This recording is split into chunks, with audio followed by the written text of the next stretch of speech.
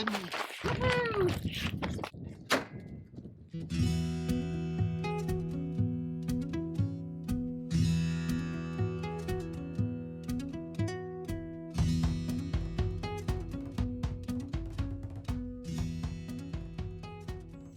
It's the end of the first week of January now.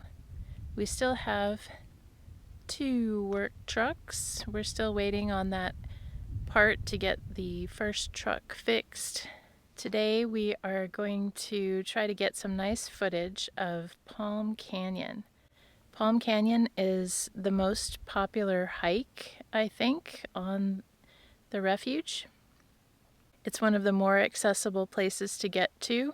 It's a place with great views, but it's also famous for having a tiny little population of palm trees, apparently the only native palm trees in Arizona, living in a shaded little area that gets lit up at the middle of the day, which right now is from about 1 to 2 p.m. in the wintertime. So we're going to go and see if we can get some nice shots of the California fan palms and show you a little bit of the trail. If we're really, really lucky, we might even see some bighorn sheep. I would call this trail moderate as far as hiking trail difficulty goes. Mostly uphill on the way in and downhill on the way out.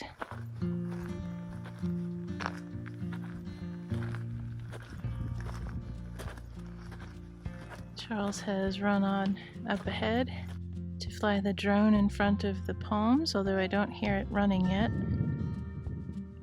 Keeping our eyes peeled for desert bighorn sheep.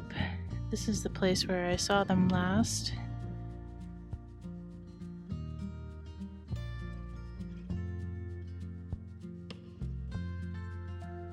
The views from up here are pretty amazing.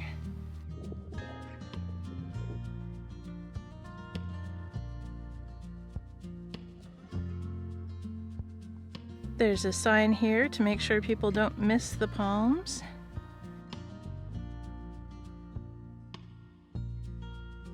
Flying drones is generally prohibited on the refuge, but we have a permit to do it. I hope he's getting some nice pictures of the palm trees. You can see the palms in their secluded little canyon, where they get just barely enough moisture, and it's just barely cool enough throughout the year for them to survive. They are thought to be a relic population from a past climate when it was wetter here. It is possible to go up into that area on foot, but it's not particularly advisable. It's very steep and the rock is quite loose. Charles tried it once and slipped a few times and gave up.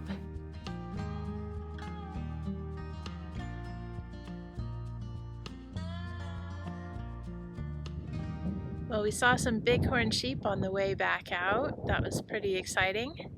I don't have a super duper zoom lens. I'm hoping you can at least tell they're bighorn sheep.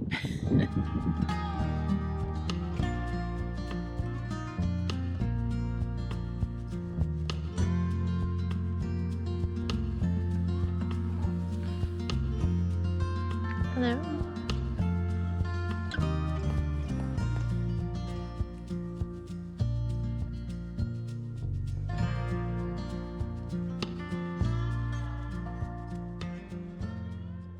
Well, we have come to a place that is famous for its beautiful winter weather, so let's talk about the weather.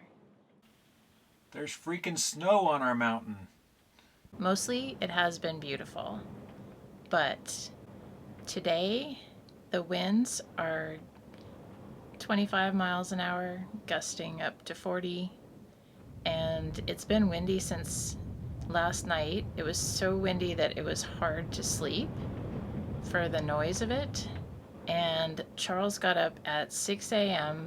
while it was still completely dark outside, and he put the solar panels flat down on the roof so they wouldn't try to take off on us when the wind changed direction. We are so glad he did that. We should be able to see a mountain range on the horizon out the back window. But all you can see pretty much is dust. And that's despite the fact that it rained a bit last night. We're doing mostly indoor things today, avoiding going outside as much as possible. But our bathroom is outside these days, so we do have to go outside briefly. Let's see if I can show you what's happening out there. I feel like a meteorologist in a hurricane out here. This is pretty crazy.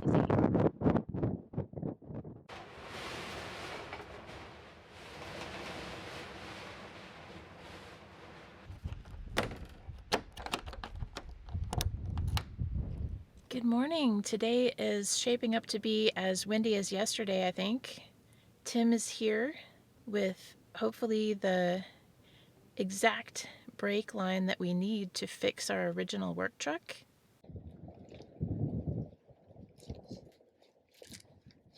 Let's fill up the thing again. All right. Are you empty? No.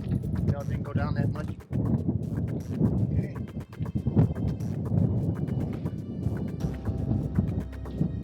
All right, I got pressure on it. Goes. Oh, Okay. it stopped. That feels more solid. You seeing any air come out? All right, I think we're good actually. Okay. We're good.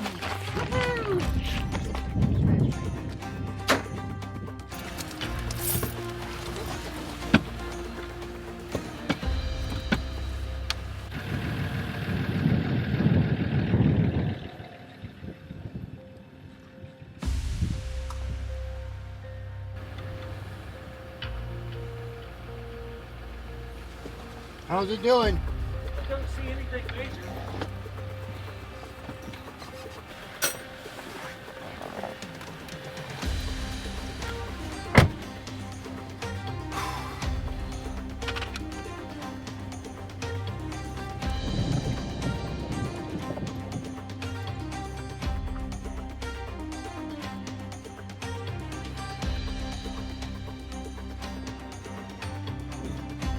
Things normal. I think we're good.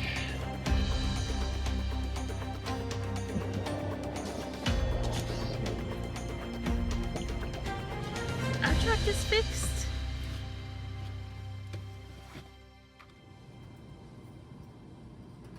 A few days after the truck repair, we finally got our hands on a package that we had ordered online about 10 days earlier. The thermal cutoff for this water heater. We thought we might pick up the thermal cutoff in town to get it fixed sooner, but the RV parts store wanted $37 for a $10 item, and we decided we could wait. Does that mean we don't have hot water in the meantime? Not exactly. Charles wired it back together without the safety feature, and what we've been doing is timing the heating of the hot water on our phones, setting an alarm so that we don't accidentally leave it on and potentially have a problem with things getting too hot in there.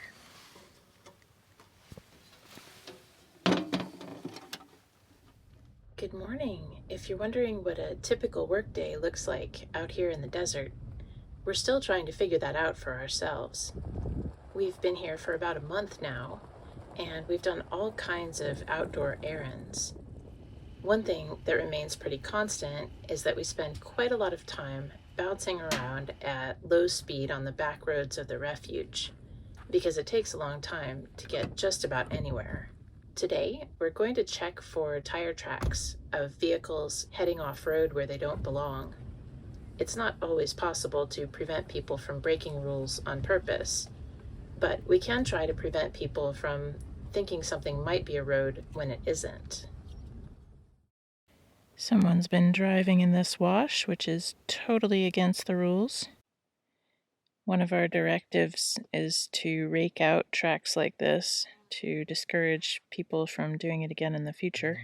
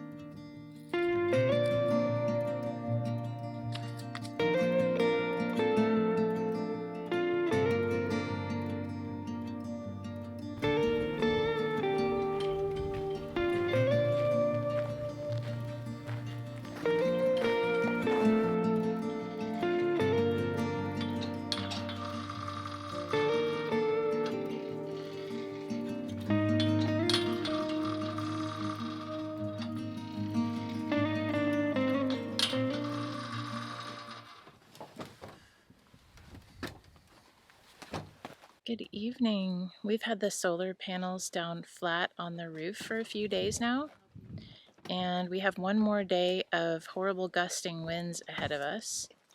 So we can't put them back up just yet. And the batteries have been not completely charging back up again.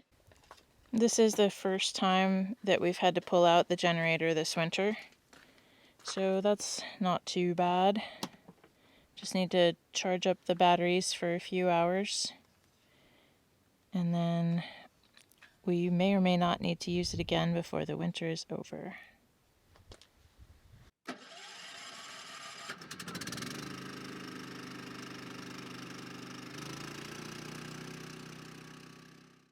Good morning. I am happy to report that the strong winds are behind us. Our solar panels are aligned with the sun and performing well again. And the desert, especially in certain places, is continuing to green up after the winter rains. The locals are predicting an excellent wildflower season around early March. And our project for today is to start painting some of the water tanks at the wildlife drinking stations where the paint is peeling off and the fiberglass is in danger of getting damaged by the sun. So the first step will be to remove the old paint. The second step will be to put on a primer and let that dry. And then hopefully the new paint job on top of that will last longer this time.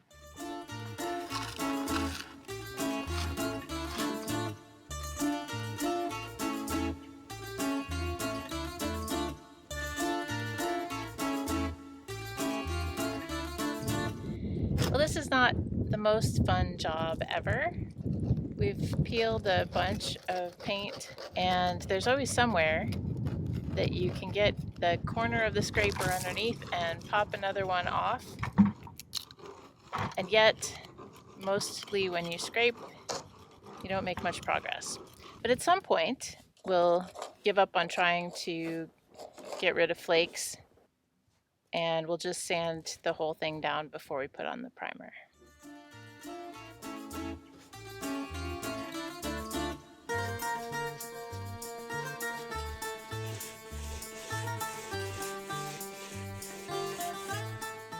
Well, we've been out here for a couple of hours, and the longer this goes on, the more it feels like spa day for a giant rhinoceros.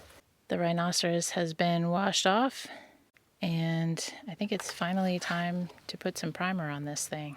It's pretty mixed.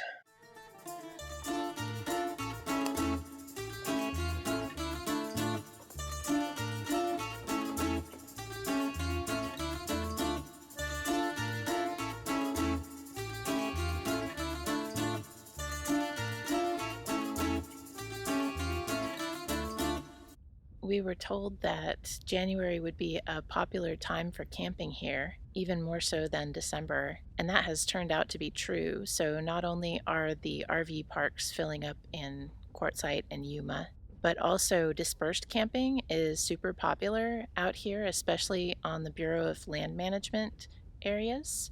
Thank goodness it's still relatively quiet on the wildlife refuge, but we drive through some Bureau of Land Management areas to get here, and there are entire temporary cities popping up, which is strange and exciting. We actually heard music at bedtime from half a mile away the other day, which was not so exciting. We went back to finish the job the next day, and we were happy to find that painting the tank was the easy part.